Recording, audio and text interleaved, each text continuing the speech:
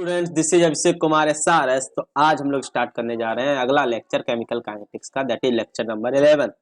Last lecture में हमने mechanism discuss की थी, कॉम्प्लेक्स रिएक्शन के बारे में सारी चीजें डिस्कस की थी और कैसे उसकी मैकेनिज्म लिखी जाती है, उसके सारे केसेस डिस्कस किए थे। इंपॉर्टेंट था। आई होप आप लोगों ने वो लेक्चर पढ़ा होगा। आज जो हम लोग स्टार्ट करेंगे नया कॉन्सेप्ट है कि रेट ऑफ रिएक्शन पे टेम्परेचर का क्या इफेक्ट पड़ता है। तो हेडिंग डाल लो, effect of temperature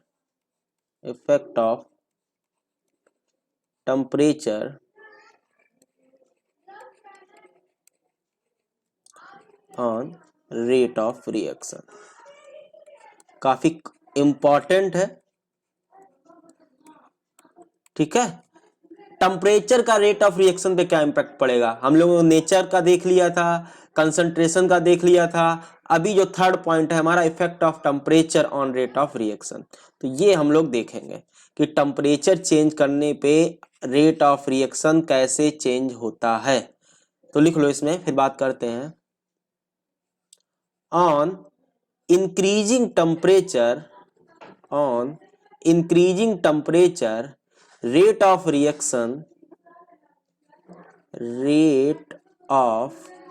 reaction increases। तो देखो, टेम्परेचर बढ़ाने पे आपका rate of reaction generally increase करता है, ठीक है ना। And normally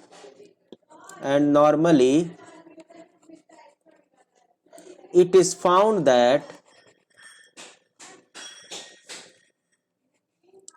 found that on increasing temperature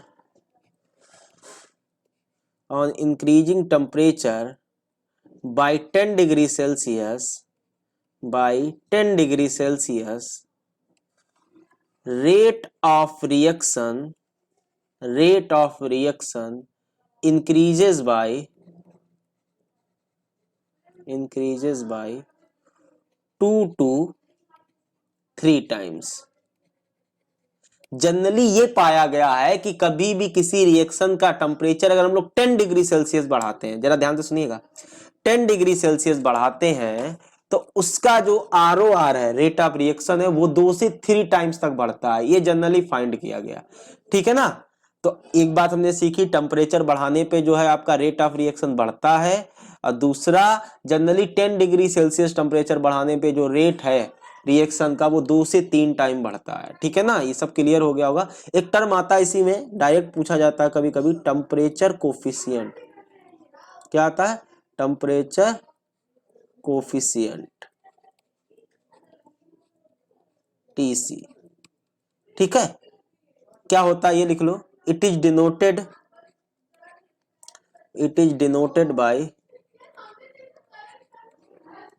denoted by alpha and defined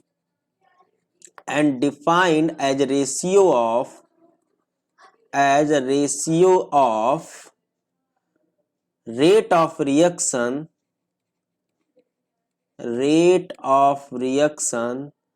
at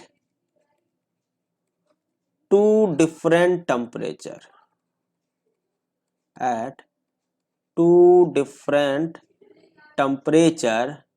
differ by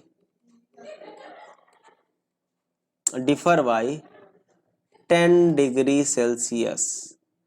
तो ये डिफाइन किया गया, it is denoted by alpha, इसको अल्फा से रिप्रेजेंट करते हैं, and defined as ratio of rate of reaction at two different temperature.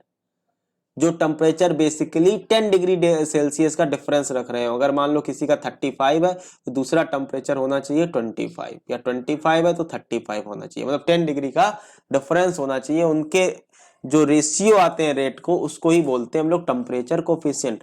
Normally ये जो टेम्परेचर हम लोग देखते हैं, नॉर्मली ये रहता है 25 एंड 35। जब कुछ ना गया हो तो 25 एंड 35 हम लोग लेते हैं। तो अगर अल्फा का हम फॉर्मूला देखें तो alpha will be equal to rate at temperature T+10 upon rate at temperature T। तो this is our alpha, that is temperature coefficient. ठीक है ना। नॉर्मली जो हम लोग देखते हैं, नॉर्मली अगर देखा जाए तो R35 upon R25 degree Celsius, that will alpha. ठीक है, अगर कुछ मेंशन ना हो तो हम लोग ये यूज करते हैं जनरली। ओके, अगर मेंशन ना हो, otherwise formula is this, that is alpha. और अल्फा हमारा जनरली जो वेरी करता है 2 से 3 के बीच में वेरी करता है। ठीक है, 2 से 3 के बीच में ही इसका वैल्यू आता है। तो आप इससे क्या कर सकते हो, क्रॉस चेक कर सकते हो। तो आई थिंक अभी आपने टेम्परेचर का इम्पैक्ट, अभी देखो बहुत है ये, ठीक है, अभी इसमें बहुत कुछ है, ऐसा नहीं है, चलेगा 1-2 टर्न आराम से। तो देखो टेम्परेचर बढ़ाने पे आपका रेट बढ़ता है, जनरली 10 डिग्री सेल्सियस बढ़ाने पे 2 से 3 टाइम तक बढ़ता है। एक टर्म आता है temperature coefficient, rate R at दो टेम्परेचर डिफरेंस पे, एक 10 डिग्री सेल्सियस से ज्यादा हो और एक उस गिवन टेम्परेचर पे जो हम लोग रेट का रेशियो निकालते हैं उसको बोलते हैं हम लोग टेम्परेचर कोफिशिएंट। ठीक है, तो इतना क्लियर हो गया। चलो इसी से रिलेटेड एक क्वेश्चन कर लेते हैं। राइट डाउन द क्वेश्चन, फिर आगे बात करते हैं। क्वेश्चन लिखो बेटा। If rate of reaction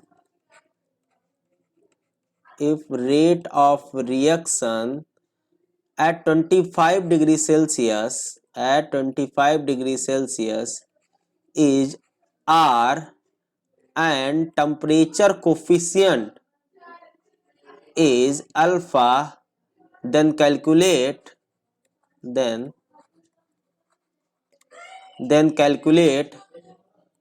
rate of reaction at 35 degree Celsius, 45 degree Celsius, 55 degree Celsius, 65 degree Celsius, so on.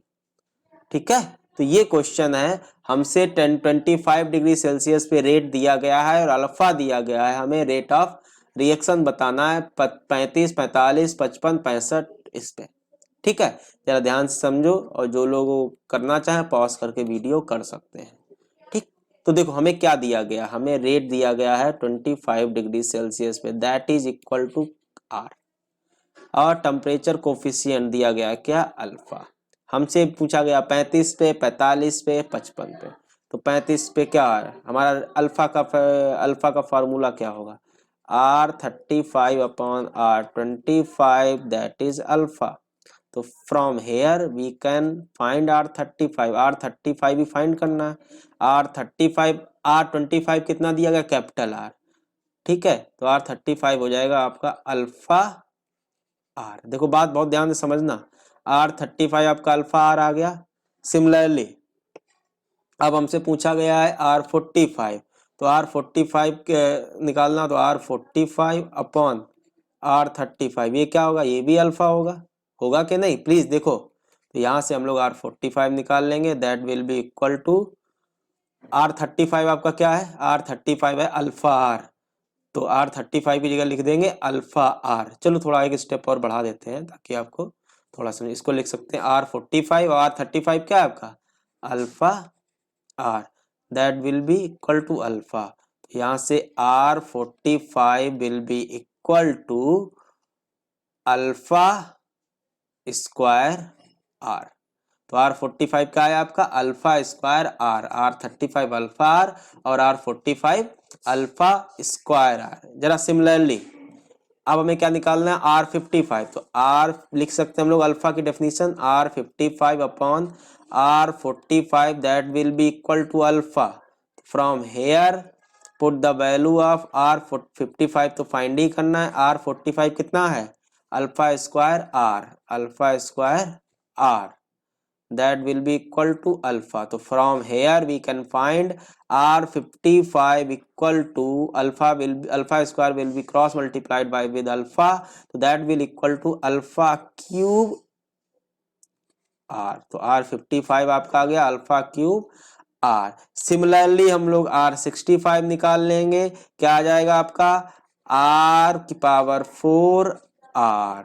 Similarly आप जो भी R75, R85, R95 सब फाइंड कर सकते हैं। आई थिंक ये क्वेश्चन क्लियर हुआ होगा आपका, ठीक है ना। सही क्वेश्चन था, आसान क्वेश्चन था। तो अगर हम इस क्वेश्चन से जनरलाइज करें तो हमें पता चलेगा, अगर देखें तो अगर इन जनरल हम देखें, in general R at T plus delta T, T is the temperature, ठीक है, upon R T, that will be equal to alpha delta T की power delta T upon 10, alpha की पावर डेल्टा टी अपॉन 10।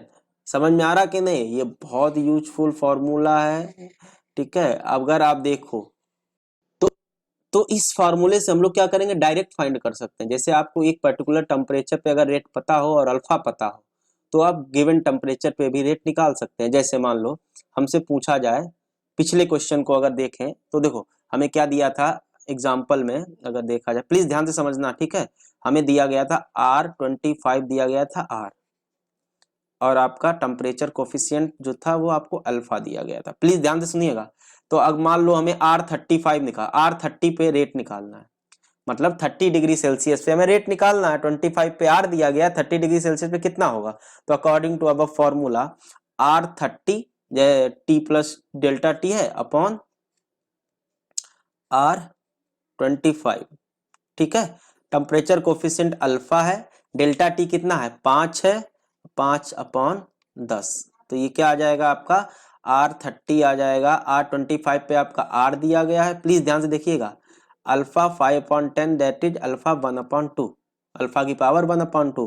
तो यहाँ से आपका R30 निकल आएगा। R30 will be equal to root alpha, भाई देखो ना, अल्फा की power 1/2 root alpha into R। इस तरह आप निकाल सकते हो। सिमिलरली अगर आपको निकालना हो मान लो रेट एट 125 डिग्री सेल्सियस पे, ठीक है, रेट एट 125 डिग्री सेल्सियस पे, तो क्या करोगे? वही फॉर्मूला ऊपर वाला लगाइए। तो क्या है, रेट एट 125 अपॉन कितने पे दिया गया है? 25 पे दिया गया है ना। अल्फा, अल्फा की पावर क्या है? डेल्टा टी अपॉन 10, तो डेल्टा टी यहाँ पे कितना आएगा? 25 125, मतलब डेल्टा टी आएगा 100 अपॉन 10। यही है, कर लो solve. R rate at 125 degree Celsius पे पता करना है, 125 पे दिया गया कितना? आर, अल्फा 10/10 के 100/10, अल्फा की पावर दैट विल बी 10। तो यहां से हमारा rate at 125 degree celsius will be equal to R into alpha की पावर 10। तो ये आ गया इसका आंसर। तो ये फॉर्मूला इस बेसिस में आपका यूजफुल है कि देखो टेम्परेचर कोफिशिएंट तो बेसिकली आपका 10 डिग्री डिफरेंस मानता। अब मान लो आपको किसी भी टेम्परेचर पे रेट दिया गया हो और उसका अल्फा दिया गया हो, रेट दिया गया हो और उसका टेम्परेचर कोफिशिएंट अल्फा दिया गया हो, तो आप किसी भी टेम्परेचर पे उसका रेट निकाल सकते हैं यूजिंग दिस फॉर्मूला। है, इंपॉर्टेंट है, ठीक है, काम आता है काफी अच्छा। चलो एक क्वेश्चन कर लेते हैं ताकि और कॉन्सेप्ट क्लियर हो। Write down the question. Question लिखिए। क्वेश्चन है two first order reaction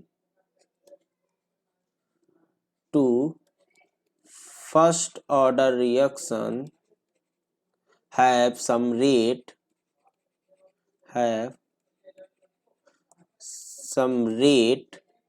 at 25 degrees Celsius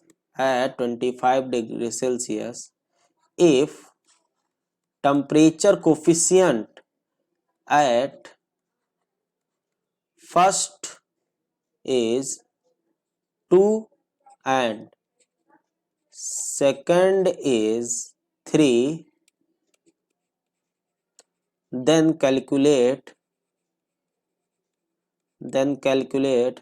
ratio of rate of reaction at 25 पे तो दिया है 75 डिग्री सेल्सियस। एक मिनट, एट कितना? 75 डिग्री सेल्सियस। क्वेश्चन देखो कितना सही है। टू फर्स्ट ऑर्डर रिएक्शन दी गई है, दो फर्स्ट ऑर्डर रिएक्शन, ठीक है, किस पे दिया, जिनका रेट दिया गया है 25 डिग्री सेल्सियस पे। दो फर्स्ट ऑर्डर रिएक्शन का रेट दिया गया है 25 डिग्री सेल्सियस पे, और टेम्परेचर कोफिशिएंट दोनों रिएक्शन का दिया गया है, फर्स्ट का दिया गया है 2 और सेकेंड का दिया गया है 3। हमें क्या कैलकुलेट करना है, उन्हीं दोनों रिएक्शन का रेट का रेशियो 75 डिग्री सेल्सियस पे कैलकुलेट करना है। जिसको कुछ करना अपना पॉज करके खुद करने का कोशिश करे, अदरवाइज मेरे साथ स्टार्ट हो जाए, ठीक है ना। तो देखो आसान है, कोई दिक्कत नहीं है। आपको दी गई है पहली रिएक्शन, फर्स्ट रिएक्शन के बारे में क्या डेटा दिया गया है, इसका आपको alpha that is temperature coefficient 2 दिया गया है, और इसका रेट कितने पे 25 डिग्री सेल्सियस पे, मान लो क्या दिया गया है कैपिटल आर, ठीक है, लेट सपोज कैपिटल आर दिया गया है। ओके, अब देखो, अब हमसे और क्या दिया गया है, और पूछा गया है, हाँ अगर इसका आर रेट, फर्स्ट रिएक्शन का रेट अगर 25 डिग्री सेल्सियस पे आर है, अल्फा 2 है, तो हमसे पूछा गया 75, तो 75 पे इसका रेट कितना होगा, किस फार्मूले से निकालोगे, वही delta T R T plus delta T अब वाला, इससे हम लोग यहाँ पे रेट निकाल लेंगे। तो क्या आ जाएगा 75 डिग्री सेल्सियस पे इसका आ जाएगा आपका डेल्टा टी कितना है, चलो निकाल लेते हैं, ठीक है, आप लोग कंफ्यूज ना हो, हम निकाल लेते हैं, चलो पीछे जाते हैं फिर से निकालते हैं। तो अगर हमें आर 75 पे कैलकुलेट करना है, तो R 75 upon R 25 that will equal to alpha, alpha delta T की पावर डेल्टा, अल्फा की पावर डेल्टा टी अपॉन 10। तो आर 75 हमें कैलकुलेट करना, R 75 that will be R 25 R है, तो आर उधर मल्टीप्लाई में चला जाएगा, आर ठीक है मल्टीप्लाई बाई अल्फा, अल्फा कितना दिया गया इसका 2 डेल्टा टी कितना है 75 और 25 50, हाँ 50 अपॉन 10। तो आर 75 आपका आ गया है, कितना आ गया है 50 अपॉन 10, 10 15 2 की पावर 5 आर। तो रेट 75, अगर रेट 25 पे आर है, मतलब 25 डिग्री सेल्सियस पे आर है फर्स्ट रिएक्शन का, तो 75 डिग्री सेल्सियस पे 2 की पावर 5 आर हो जाएगा। सिमिलरली हम लोग सेकेंड रिएक्शन के साथ काम करते हैं। सेकेंड रिएक्शन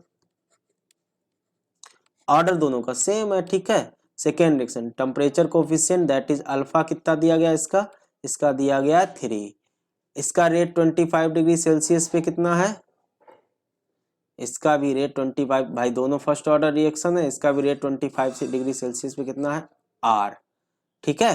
तो इसका अगर 75 डिग्री सेल्सियस पे निकालेंगे उसी फार्मूले से, तो ये आ जाएगा 2 की पावर 5 था, क्योंकि वहां पे अल्फा 2 था, यहाँ पे 3 है, तो 3 की पावर आप लोग कैलकुलेट कर लेना, ये आ जाएगा रेट इसका 75 डिग्री सेल्सियस पे।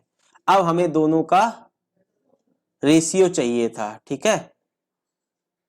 तो रेशियो क्या हो जाएगा फर्स्ट रिएक्शन का, तो R75 जो फर्स्ट रिएक्शन है उसका अपॉन R75 जो सेकेंड रिएक्शन है उसका रेशियो चाहिए था। तो जो फर्स्ट रिएक्शन थी उसका जो रेट था 2 की पावर 5 आर, दूसरे का जो रेट था 3 की पावर 5 आर, तो आर से आर कैंसिल हो गया, तो आ गया ये 2/3 का पावर 5। तो ये आ गया आपका आंसर। समझ में आया कि नहीं क्वेश्चन, अच्छा क्वेश्चन था, प्लीज दोबारा समझना अगर समझ में नहीं आया, ठीक है, सब क्लियर हो जाएगा। तो क्वेश्चन में कुछ खास नहीं था, फर्स्ट ऑर्डर रिएक्शन है same rate at 25 degree celsius, उनका 25 डिग्री सेल्सियस पे रेट दिया गया था, दोनों रिएक्शन का रेट सेम था, ठीक है ना। तो देख लो, तो यहाँ पे 25 सब नहीं है, सेम है, सेम, ठीक है, टू फर्स्ट ऑर्डर रिएक्शन है सेम रेट। तो अगर इसका 25 डिग्री सेल्सियस पे आर है, ठीक है, उसके हिसाब से हमने R75 निकाल लिया, इसका भाई सेम है तो इसका भी 25 डिग्री सेल्सियस पे आर होगा, उसके हिसाब से R75 निकाल लिया, और लास्ट में हमने दोनों के रेशियो निकाल लिया। आसान क्वेश्चन था, ठीक है, कोई दिक्कत नहीं। आई थिंक इतना क्लियर हुआ होगा आपको। ओके, अब हम लोग जो देखेंगे वो एक और कॉन्सेप्ट उसी से ही, टेम्परेचर से ही रिलेटेड देखेंगे, इफेक्टिव कोलिजन थ्योरी। ये थ्योरी बहुत इंपॉर्टेंट है, बहुत ध्यान से समझना, ठीक है। इफेक्टिव कोलिजन थ्योरी,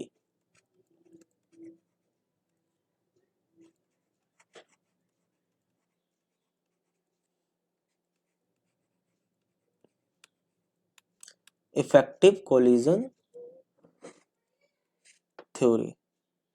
चलिए, जैसे अब इसमें बेसिकली नया कॉन्सेप्ट आएगा। मान लो, सपोज लो आपकी एक reaction A2 B2 and giving us 2AB।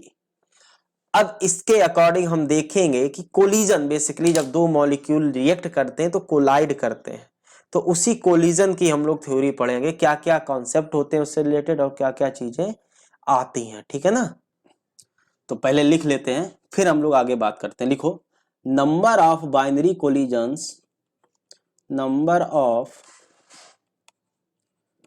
Binary collisions, number of binary collisions observed per second per unit volume per second per unit volume at room temperature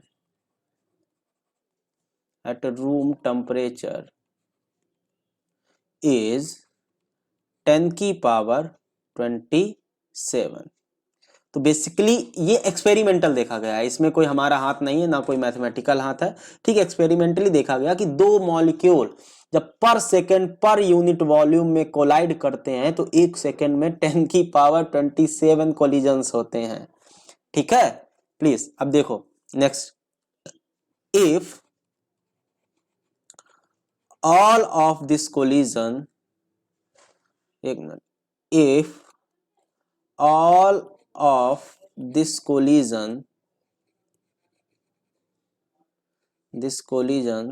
are effective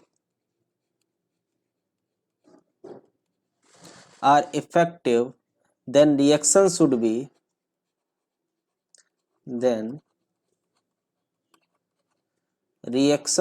be complete within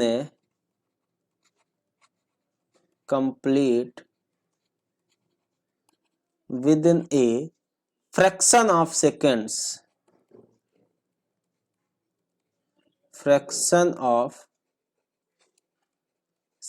इसका मतलब ये कह रहा है कि अगर सारे collision, भाई 10 की पावर 27 कोलिजन हैं, अगर सारे के सारे कोलिजन इफेक्टिव हो जाएंगे, मस्त अच्छे से टकराएंगे, तो जो रिएक्शन का कंप्लीशन टाइम है वो मतलब एक सेकेंड से पहले ही बेसिकली फ्रैक्शन ऑफ सेकेंड्स में कंप्लीट हो जाएगी। लेकिन ऐसा होता नहीं है। ठीक है, तो आगे लिखो, normally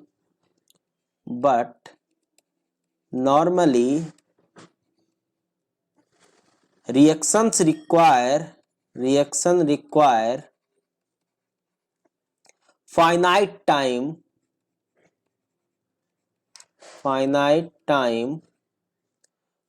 for their completion,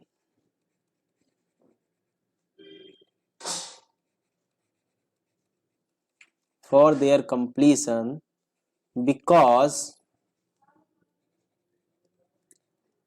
most of the collisions are non-effective,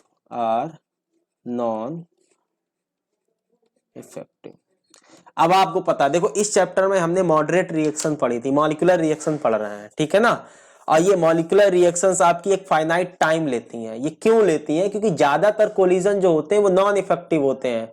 ठीक है, सही से टकराते ही नहीं है, टच करके निकल गए। अभी देखेंगे, बात करेंगे इफेक्टिव कोलिजन और नॉन इफेक्टिव कोलिजन की बात करेंगे। तो एक सेकेंड में लगभग हमने बाइनरी कोलिजन, मतलब दो मॉलिक्यूल जब कोलाइड करते हैं 10 की पावर 27 टाइम्स कोलाइड करते हैं, अगर सारे के सारे कोलिजन इफेक्टिव हो गए, अच्छे से हो गए, तो ये रिएक्शन जो हमारी बहुत फट से खत्म हो जाएगी, पलक झपकते ही कंप्लीट हो जाएगी, इवन फ्रैक्शन ऑफ सेकेंड्स में कंप्लीट हो जाएगी।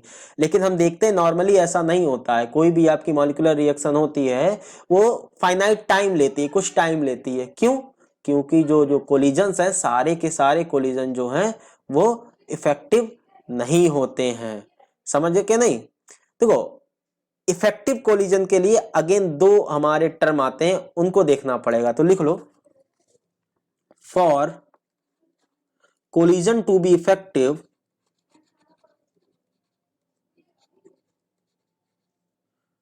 for collision to be effective, it should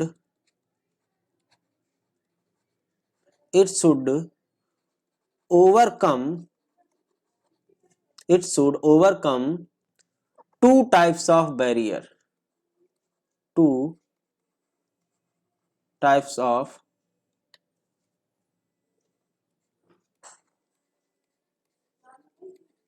barrier. Okay, ये दो टाइप के बैरियर होते हैं जो कोलिजन को, मतलब कोलिजन होने के लिए जो दो उनको बैरियर ओवरकम करने पड़ते हैं, दो प्रॉब्लम से उनको बाहर निकलना पड़ता है। वो पहला बैरियर है आपका एनर्जी बैरियर। जो पहला बैरियर है आपका एनर्जी बैरियर, कि मतलब वो एनर्जी उतनी है कि नहीं है टकराने के लिए। और दूसरा बैरियर आता है ओरिएंटेशन बैरियर। उनका ओरिएंटेशन कैसा है, डायरेक्शन कैसा है। चलो वन बाय वन बात करते हैं इसकी, फिर बाद में हम आगे और डिस्कशन करेंगे। तो पहला जो बैरियर है आपका एनर्जी बैरियर, ठीक है, प्लीज बहुत ध्यान से समझना। Energy barrier. अब इसमें एक टर्म आता है आपका थ्रेशोल्ड एनर्जी। नाम सुना होगा आपने, थ्रेशोल्ड तो नाम सुना ही होगा। थ्रेशोल्ड एनर्जी, इसके बारे में लिख लेते हैं, फिर डिस्कशन करते हैं एनर्जी बैरियर का। तो threshold energy, minimum energy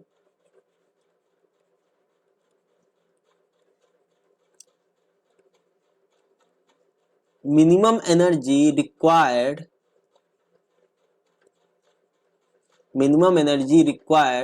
by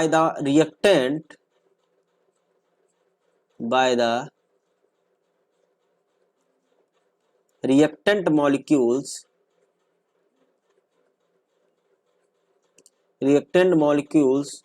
to convert into product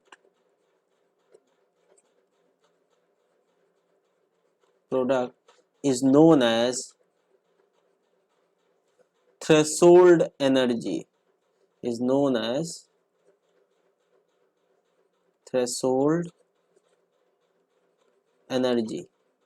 मतलब रिएक्टेंट को एक मिनिमम अमाउंट में तो एनर्जी चाहिए ही होगा ना, जिससे वो क्या करें, अब प्रोडक्ट में कन्वर्ट हो पाए। उतना एनर्जी जब तक नहीं मिलेगा तो वो कहां से प्रोडक्ट में कन्वर्ट होंगे। तो ये इसी एनर्जी को, यही मिनिमम एनर्जी को हम लोग क्या बोलते हैं, थ्रेशोल्ड एनर्जी बोलते हैं। तो आई थिंक ये क्लियर हो गया होगा थ्रेशोल्ड एनर्जी क्या होती है, एक मिनिमम एनर्जी, ठीक है ना। इट इज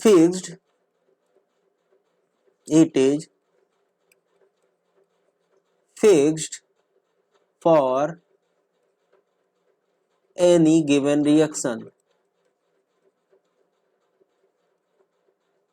तो ये हर रिएक्शन का फिक्स होता है, ठीक है। H2 प्लस O2 कंबाइन करने के लिए एक फिक्स मिनिमम थ्रेशोल्ड एनर्जी चाहिए होगी। C प्लस O2 को कंबाइन करने के लिए, CO2 बनाने के लिए एक फिक्स एनर्जी चाहिए। मतलब हर एनर्जी का अपना अपना थ्रेशोल्ड, सॉरी हर रिएक्शन का अपना अपना थ्रेशोल्ड एनर्जी होती है। और ये जो थ्रेशोल्ड एनर्जी होती है टेम्परेचर पे डिपेंड नहीं करती है। तो लिख लो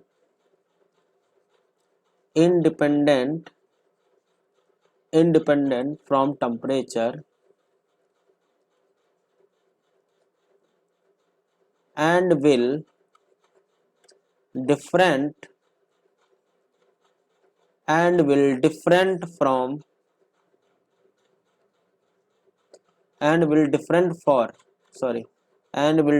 for different reaction।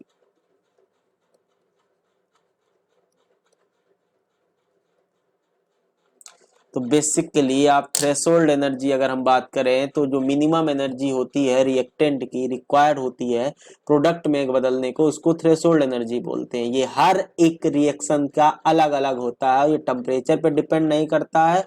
और ये थ्रेशोल्ड एनर्जी डिफरेंट रिएक्शन के लिए डिफरेंट होती है, सेम नहीं होती है, ठीक है। अगर हम लोग आगे बात करें तो एक मिनट, हाँ, अगर मान लो इफ ये ER एनर्जी ऑफ रिएक्शन है और ये ET थ्रेशोल्ड एनर्जी है, ठीक है।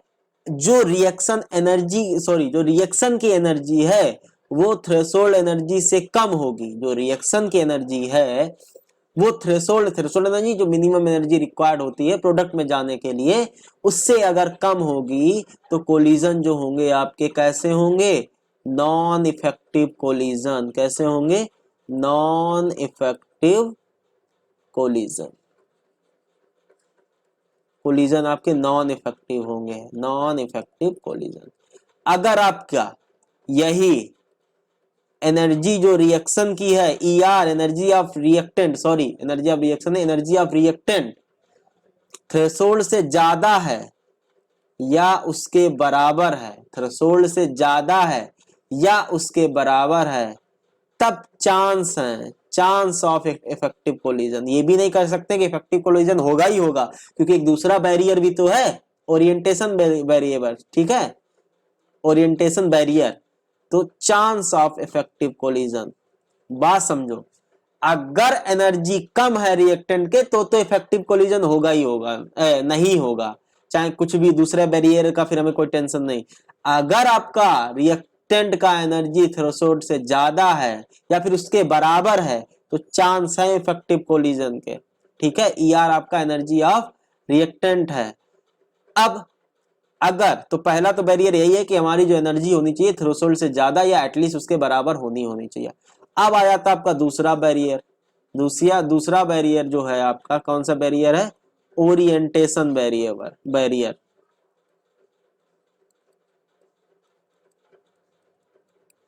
Orientation barrier,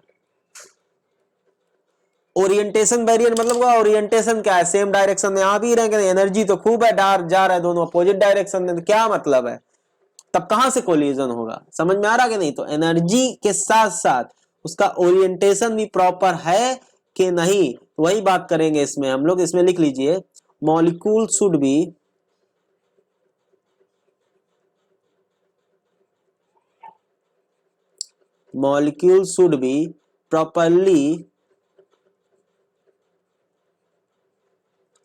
properly oriented for the maximum impact।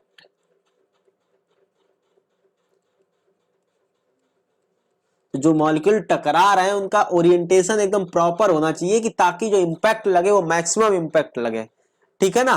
जैसे मान लो आपका अगर यही A2B2 का रिएक्शन का देखें, मान लो आपके ए के दो मॉलिक्यूल है, ये आपका ए है, A2 है ये, ठीक है, और इधर आपका लेट ये आपका B2 है, ठीक है। ये दोनों रिएक्शन में पार्ट कर रहे हैं, ठीक है। तो क्या होगा, अगर इनका ये मान लो इधर से ये इसकी तरफ जाएगा और ये इसकी तरफ जाएगा, ठीक है ना। अब क्या ये पुराने बॉन्ड टूटेंगे, नए बॉन्ड बनेंगे, जरा ध्यान से समझना। तो क्या होगा, बॉन्ड डिसोसिएट होगा, BD बॉन्ड डिसोसिएट होगा, और बॉन्ड डिसोसिएट होगा तो एनर्जी क्या होगी, जो एनर्जी होगी वो अब्जॉर्ब होगी। क्या होगी, एनर्जी अब्जॉर्ब होगी। BD मतलब बॉन्ड डिसोसिएशन, बॉन्ड डिसोसिएट होगा मतलब पुराने बॉन्ड टूटेंगे और फिर नए बॉन्ड बनेंगे। तो जरा देखो फिर इसके बाद का जो सीन रहेगा वो कैसा रहेगा, मतलब ये नए बॉन्ड बनेंगे, पुराने बॉन्ड कुछ टूटेंगे, कुछ किस तरह रहेगा, ध्यान समझना।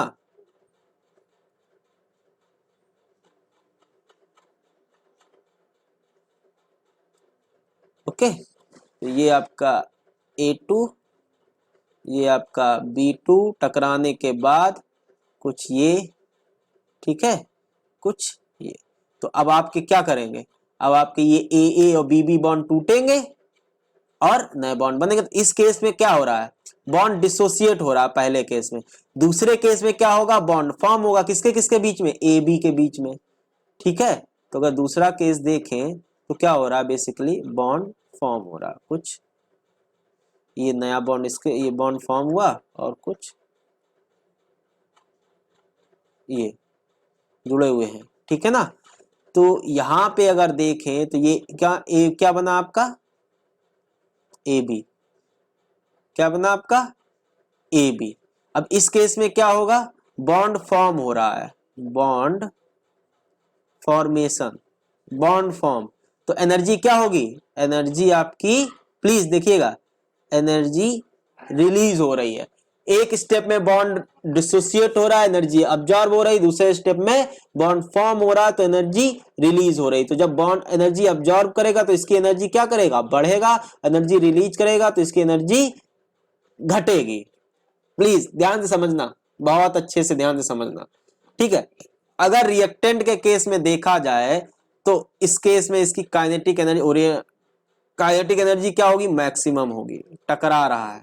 और पोटेंशियल एनर्जी क्या होगी इसकी, पोटेंशियल एनर्जी इसकी मिनिमम होगी। क्या होगी इसकी पोटेंशियल एनर्जी, मिनिमम, ठीक है। अब ये आपका ट्रांजिशन स्टेट है, ये वाला जो स्टेट है ये आपका कैसा स्टेट है, ट्रांजिशन स्टेट, ठीक है। ये आपका क्या है, ट्रांजिशन स्टेट, ठीक है। और इसको बोल सकते हैं हम लोग एक्टिवेटेड कॉम्प्लेक्स, क्या बोल सकते हैं, एक्टिवेटेड कॉम्प्लेक्स, ठीक है। प्रोडक्ट के बनने का पहले का कहानी। अब ये हमने बताया था ट्रांजिशन स्टेट हाईली अनस्टेबल होता है, ठीक है, हाईली अनस्टेबल। हाईली अनस्टेबल मतलब समझ लो इतना अनस्टेबल कि इसका लाइफ टाइम जीरो होता है। मान के चलते हैं ये बिल्कुल भी लाइफ टाइम जीरो मतलब फ्रैक्शन ऑफ सेकेंड से भी कम टाइम में आते हैं और खत्म हो जाते हैं, हाईली अनस्टेबल, ठीक है ना। अगर इसका लाइफ टाइम देखें, अब ये सब तो पता ही है आपको लाइफ टाइम क्या होता है, लाइफ टाइम तो नेग्लेजिबल होता है, क्या होता है, नेग्लेजिबल, लाइफ टाइम इसका नेग्लेजिबल होगा। तो अगेन इसका भाई आता है तुरंत चला जाता है, ठीक है ना। तो अब देखो, अब बनता प्रोडक्ट, ये आपका आ गया क्या, प्रोडक्ट। प्रोडक्ट के केस में देखेंगे तो अगेन प्रोडक्ट के केस में भी आपकी भाई स्टेबिलिटी के लिए भाई हमेशा मॉलिक्यूल तो मोशन में रहते हैं, तो काइनेटिक एनर्जी इसकी भी मैक्सिमम होगी और पोटेंशियल एनर्जी इसकी मिनिमम होगी, ठीक। तो हमें ये पूरा प्रोसेस देखा एक रिएक्टेंट से प्रोडक्ट बनने में। एक बीच की स्टेट जो होती है रिएक्टेंट प्रोडक्ट के बीच की स्टेट को हम लोग ट्रांजिशन स्टेट मान के चलते हैं, जो कि बहुत अनस्टेबल होती है। अगर ये मॉलिक्यूलर सिंगल स्टेप रिएक्शन है, एक ही ट्रांजिशन स्टेट आई, खट से आपका ये हो गया, ठीक है। ये रिएक्टेंट और प्रोडक्ट आपके स्टेबल होते हैं और जो बीच में जो आपका जो भी प्रोडक्ट बनते हैं वो अनस्टेबल होते हैं, ठीक है। तो ये आ गया ओरिएंटेशन कुछ इस तरह होगा, तब मतलब कुछ ऐसा ओरिएंटेशन चाहिए होगा तब आपका पूरी रिएक्शन अच्छे से होगी। अब देखो जरा यहां बात करते हैं, प्लीज ध्यान से समझना। अगर हम यहां बात करें तो मान लो आपके दो मॉलिक्यूल हैं, ठीक है, ओरिएंटेशन एकदम प्रॉपर है, एकदम मस्त ओरिएंटेशन है, एकदम सामने सामने आ रहे हैं। लेकिन इस केस में क्या है, एनर्जी ऑफ रिएक्टेंट जो है वो थ्रेशोल्ड एनर्जी से कम है। अब मान लो डायरेक्शन तो एकदम अच्छा है, प्रॉपर आ रहे हैं, मान लो आ रहे हैं यही से बट से आए आए आए आए, लेकिन एनर्जी नहीं, यहीं पे रुक गए, तो कोलिजन कैसा होगा, तब भी कोलिजन इस केस में कैसा कोलिजन होगा, नॉन इफेक्टिव कोलिजन होगा। कैसा कोलिजन होगा, नॉन इफेक्टिव कोलिजन। अगर मान लो सेम डायरेक्शन इसका इधर है ना, और इसका डायरेक्शन इधर है। अब देखो, अब इसमें जो रिएक्टेंट का एनर्जी है वो थ्रेशोल्ड से ज्यादा है। एनर्जी बैरियर तो ठीक है क्रॉस कर लिया, लेकिन अगेन ओरिएंटेशन बैरियर को नहीं झेल पाए, ओरिएंटेशन इनका प्रॉपर नहीं है। इस केस में भी आपका जो कोलिजन होगा कैसा होगा, नॉन इफेक्टिव कोलिजन होगा। इफेक्टिव कोलिजन के लिए आपको क्या चाहिए, ध्यान से समझना, इनका ओरिएंटेशन भी प्रॉपर हो और एनर्जी भी आपकी रिएक्टेंट की एनर्जी भी थ्रेशोल्ड एनर्जी से ज्यादा हो, तब आपका जो कोलिजन होगा इफेक्टिव कोलिजन होगा। तो हमें चाहिए ये वाली कंडीशन, ओरिएंटेशन बैरियर भी क्रॉस करे और एनर्जी बैरियर भी क्रॉस करे। तो आई थिंक अब क्लियर हो गया होगा। तो कोलिजन थ्योरी का थोड़ा कॉन्सेप्ट क्लियर होगा कि एक्चुअली दो टाइप के बैरियर हैं जिनको हमें क्रॉस करना होता है। अब हम लोग देखेंगे concept of activation energy. Activation energy क्या है, ठीक है, बहुत ध्यान से समझना। कॉन्सेप्ट ऑफ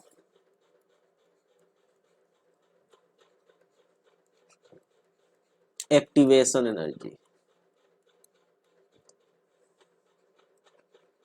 इंपॉर्टेंट है ये एक्टिवेशन एनर्जी क्या होती है, आप बार बार सुने होंगे, ठीक है। अब देख लेते हैं क्या है इसके बारे में, जरा डिस्कशन कर लेते हैं। क्या कॉन्सेप्ट ऑफ एक्टिवेशन एनर्जी। तो देखो हेडिंग लिखो, extra energy, extra energy given to, extra energy given to the reactant molecule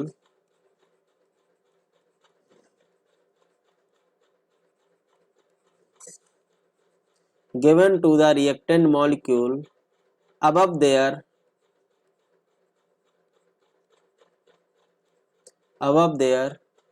average energy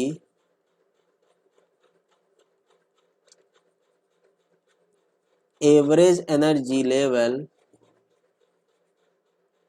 to make them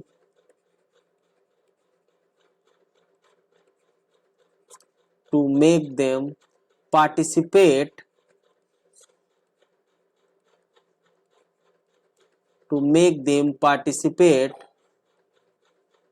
in the reaction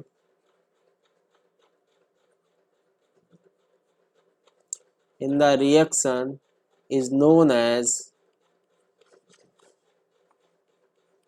activation energy.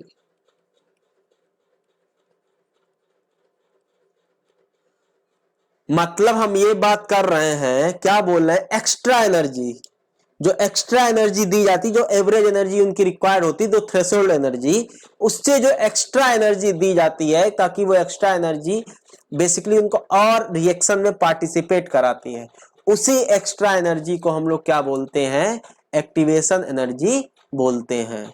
तो जो बात समझो, extra energy given to the reactant molecule, जो reactant के molecule के पास जो खुद की एनर्जी, एवरेज एनर्जी होती है मॉलिक्यूल, तो एवरेज एनर्जी मतलब सारे मॉलिक्यूल के पास अलग अलग एनर्जी होगी ना, तो जो उनकी ओवरऑल एवरेज एनर्जी होती है, उसको जो एक्स्ट्रा एनर्जी दी जाती है, एक्स्ट्रा एनर्जी मतलब जो उनकी थ्रेशोल्ड एनर्जी के बराबर पहुंचाने के लिए जो एक्स्ट्रा एनर्जी दी जाती है, उसको रिएक्शन में पार्टिसिपेट करने के लिए जो एक्स्ट्रा एनर्जी दी जाती है, उसको एक्टिवेशन एनर्जी बोलते हैं। अगर कंफ्यूज हो गए तो फिर से सुन लो, समझ में आ रहा है कि नहीं। देखो जैसे ग्राफ से समझते हैं इसका। ग्राफ मान लो आपका, ये आपका graph basically formation of molecule, fraction of molecule दिया गया है, ठीक है। अरे फ्रैक्शन ऑफ मॉलिक्यूल आपका, ठीक है, FCM, fraction of molecule, okay. And Y axis पे आपका दिया गया है एनर्जी, क्या दिया गया है, एनर्जी दी गई आपकी वाई एक्सिस पे। प्लीज ध्यान से देखना, अभी क्या हुआ, कुछ इस तरह से ग्राफ बनता है, ठीक है। जरा ग्राफ का मतलब समझो, ये आपकी एनर्जी किसकी हो गई, जो आपके रिएक्टेंट मॉलिक्यूल हैं उनकी एनर्जी, ये उनकी एवरेज एनर्जी हो गई, ठीक है। किसकी energy, energy of reactant, please ध्यान से समझो, एनर्जी ऑफ रिएक्टेंट की एनर्जी हो गई, जबकि जो थ्रेशोल्ड एनर्जी है रिएक्शन के लिए वो कुछ उससे ज्यादा ही होगी, ठीक है, ये है। अब ये जो एक्स्ट्रा एनर्जी हमें देनी पड़ेगी रिएक्टेंट मॉलिक्यूल को ताकि वो रिएक्शन में पार्टिसिपेट करें, और ये एक्स्ट्रा एनर्जी कितनी देनी पड़ेगी, उनकी थ्रेशोल्ड एनर्जी के बराबर एनर्जी देनी पड़ेगी। यही जो एनर्जी होती उसी को हम लोग एक्टिवेशन एनर्जी बोलते हैं। अगर एक्टिवेशन एनर्जी देखा जाए तो activation energy will be equal to threshold energy minus energy of reactant. तो यहां से अगर थ्रेशोल्ड एनर्जी कैलकुलेट करेंगे तो activation energy plus energy of reactant. तो ये है आपकी एक्टिवेशन एनर्जी का कॉन्सेप्ट। जरा और इसके ग्राफ देखते हैं, अगर ग्राफ देखें और देखते हैं ग्राफ ऑफ एक्टिवेशन एनर्जी, या ध्यान से देखना, ठीक है। ये आपका, अब ये आपका एनर्जी कोऑर्डिनेट हो गया, जो वाई एक्सिस है वो आपका एनर्जी कोऑर्डिनेट हो गया, प्लीज ध्यान से समझना, और जो एक्स एक्सिस है वो आपका रिएक्टेंट कोऑर्डिनेट हो गया, ठीक। या फिर रिएक्शन कोऑर्डिनेट हो गया, पूरा रिएक्शन कोऑर्डिनेट हो गया। ठीक है, अब अगर ग्राफ आपका कुछ एनर्जी ऑफ रिएक्टेंट और एनर्जी ऑफ प्रोडक्ट के बीच में ऐसा, ये आपका एनर्जी ऑफ रिएक्टेंट है, ये आपका एनर्जी ऑफ प्रोडक्ट है। ठीक है, ईपी और ईआर, ये आपका ट्रांजिशन स्टेट होगा। ठीक है, ट्रांजिशन स्टेट, इसकी एनर्जी होगी क्या, एनर्जी ऑफ ट्रांजिशन स्टेट। तो एनर्जी ऑफ ट्रांजिशन स्टेट का सबसे ज्यादा एनर्जी होता ही होता है। अब एक चीज देखो, ये हो गई आपकी, अब ईपी की एनर्जी ज्यादा है, एनर्जी ऑफ ईपी और एनर्जी मतलब energy of product, energy of reactant, तो ये जो चेंज है इसको बोलते हैं delta H, change in enthalpy. ठीक है, अब यहाँ पे ईपी का एच ज्यादा है तो यहाँ पे ईपी क्या होगा, ईपी आपका सॉरी डेल्टा एच क्या होगा, energy of product minus energy of reactant. तो इस केस में आपका जो डेल्टा एच होगा वो पॉजिटिव होगा। डेल्टा एच पॉजिटिव मतलब ये कैसी रिएक्शन है, ये रिएक्शन आपकी एंडोथर्मिक रिएक्शन है। कैसी रिएक्शन है, एंडोथर्मिक रिएक्शन है।